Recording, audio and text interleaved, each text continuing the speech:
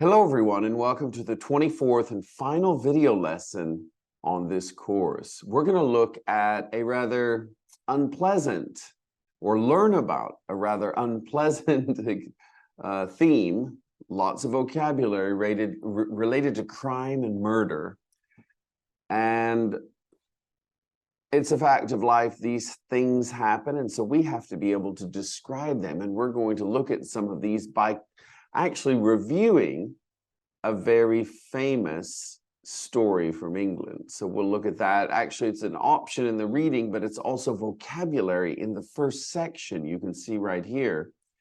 So whether you want to read about Jack the Ripper, which is going to be right here in this article, you'll determine that yourself. But what we're going to look at in particular are with grammar related to question tags, and then how to say those or how to articulate those question tags. And then I mentioned for vocabulary, we're going to look at crime and learn all the vocabulary related to that. There's an interesting question here. I'm actually curious. Have you all heard of Jack the Ripper? It is one of the greatest unsolved, crimes that he supposedly committed.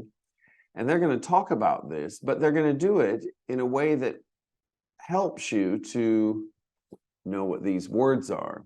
Now, we have the words at the top, and below are the definitions, followed by the audio file. So I don't necessarily have to go through and repeat what the audio file is doing, but I will say that the words they've chosen are very common. So you have to know these words. Detectives, evidence, murderer, suspects, witnesses. All of these are words we use whenever we talk about a crime of this nature. So you have, I think, I think a very important task, because unfortunately this happens in our lives, but one that of course we hope doesn't happen, or that you don't have to use very often. And what I've done is I've just highlighted a few things that I think you might not know about, and we're going to talk about them. The first thing is this date. Well, I want to even back up to the autumn. The autumn is British English. Do you know what the American equivalent is? Fall. F-A-L-L. The fall of 1888. That's how we say that. The fall or the autumn of 1888. All right. There are several ways to say dates. You can say 2020, or we have 2023 now, or you can say 2023. But honestly, 2023 is more common, I think. Now we have here, the police seemed powerless. If you're powerless, you're unable to do anything about or against something. So the police felt powerless in these cases because they couldn't solve them. They had very few clues. And clues, of course, are important to unlock or uncover the mystery, or the criminal in this case. Scotland Yard, if you're not familiar with English sort of society, you might not have heard of this. If you have been to England or follow a bit of the news in England, then you'll definitely have heard of Scotland Yard. Scotland Yard is basically the headquarters of the police. So whenever they want to make an official statement, it comes from Scotland Yard, and they will make an announcement about an important or high-profile criminal case. And that is for Scotland Yard. It's like headquarters for the police. All right. We have some interviews, and they're going to continue this theme of Jack the Ripper, so you're going to have a chance to listen to these. Now, some of you might not like horrors. If you like movies, we have different genres of movies: horror, criminal, suspense. That's the sort of genre these all fall into. And if you like them, you'll love this story because it's real. And we don't have many real life stories that actually read or sort of seem like a Hollywood film. So we've got this to listen to. We've got a few glossary terms that I want to actually go through because you might not know how to pronounce them. The Freemasons. The Freemasons. Now you have the Masons, which is this old society that initially was founded by intelligent people who felt that maybe the government was trying to oppress them or somehow deceive them. And so Freemasons were a secret society where members often talked about politics. And in certain periods of time, especially in the 19th century, they played a role in revolutions. So a lot of these societies were banned, B-A-N-N-E-D. They were banned or forced to break up because they were seen as very dangerous. And where would they meet? They would meet often in coffee shops. Cafes were very popular meeting places.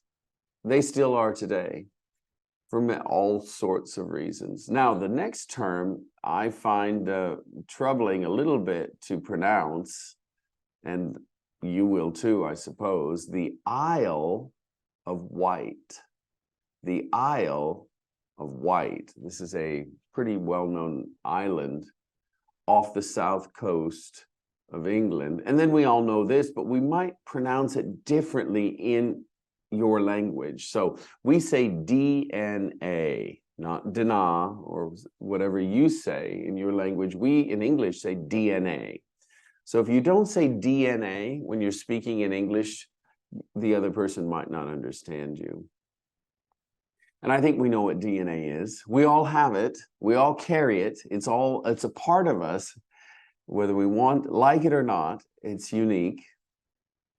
Now we're going to go to the grammar bank, which is right here, 151. Let's go ahead and look at this.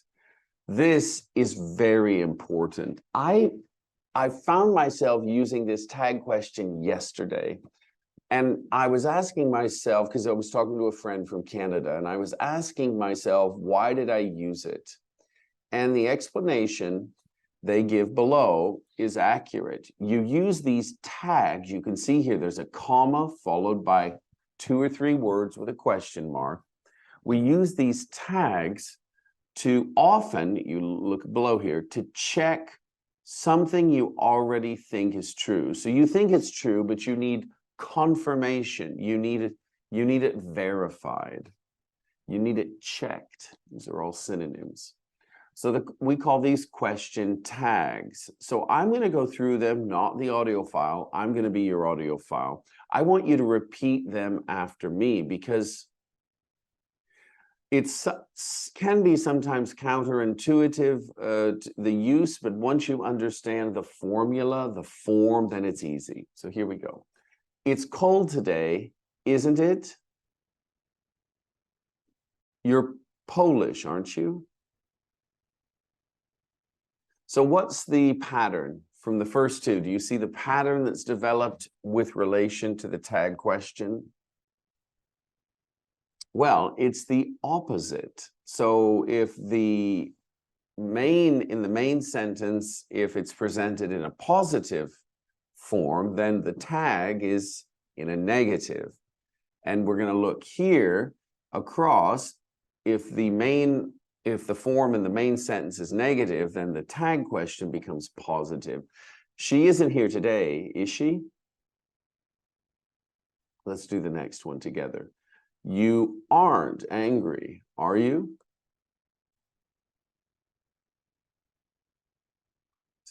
Now, I'm going to go through, let's finish the positives, then we'll get to the negatives. So, right here, they live in London, don't they? The match finishes at 8, doesn't it? Your sister worked in the US, didn't she? By the way, we rarely say USA. No one says that. I think in the book, they had to write it because it could be confusing, but you don't say USA, you say US, in the US. We've met before, haven't we? You'll be okay, won't you? You'd lend me some money, wouldn't you?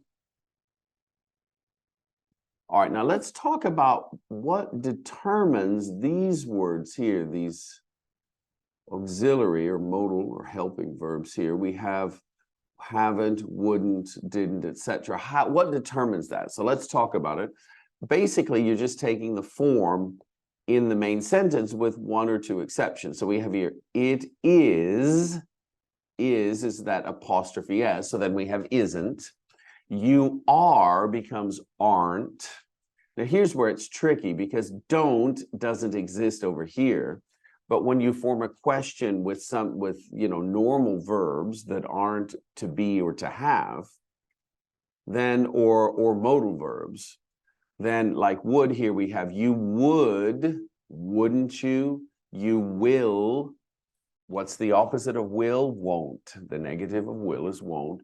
You have, or sorry, we have met, haven't we? Now, these here in the middle are just normal verbs, action verbs that require the do or the did, depending on the tense. So you live, don't you? The match finishes, doesn't it? Your sister worked, didn't she? Now let's go to the other side. We've done she isn't, is she? You aren't, are you? Now let's continue full sentences now. They don't eat meat, do they? Now here it's easy because with questions you have the do or the don't or the did. But, sorry, the don't. With the negative sentence you have the don't, and with the questions you have the don't.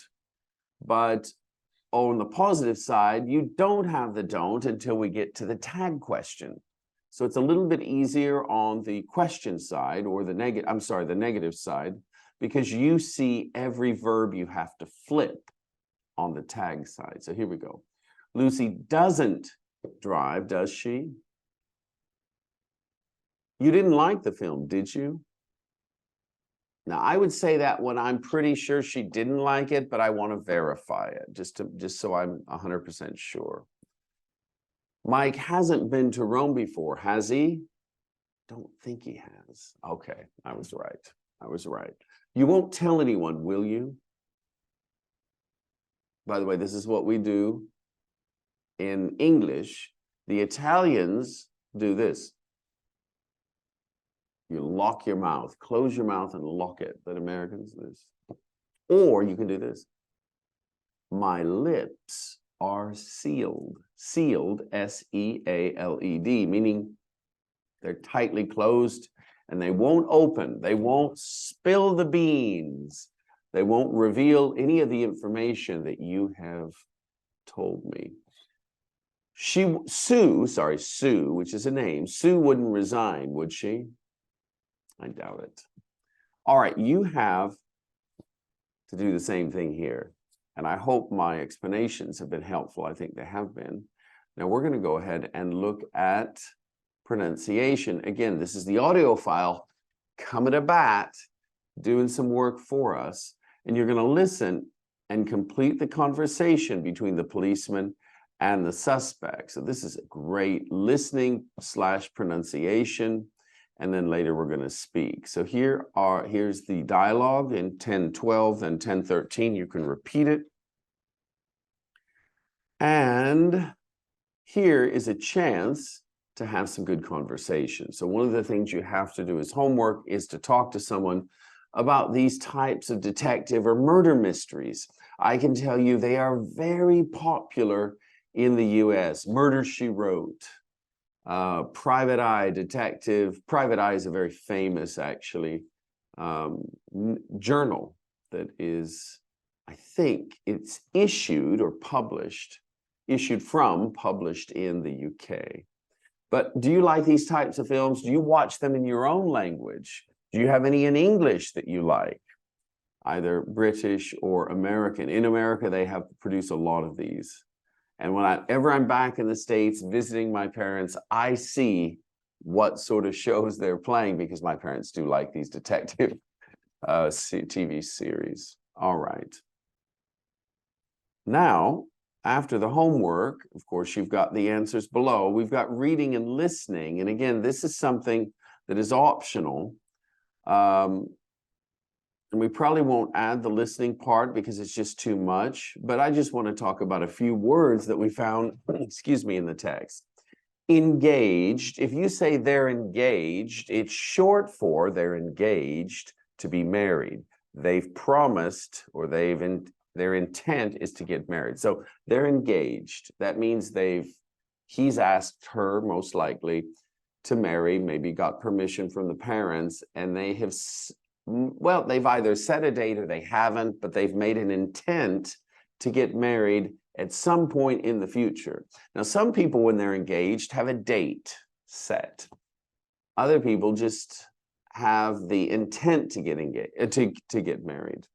I think sometimes this is a big difference, whether you have the date set or not. Furious is very, very angry. See, instead of saying, I'm very angry, you can simply say, I'm furious.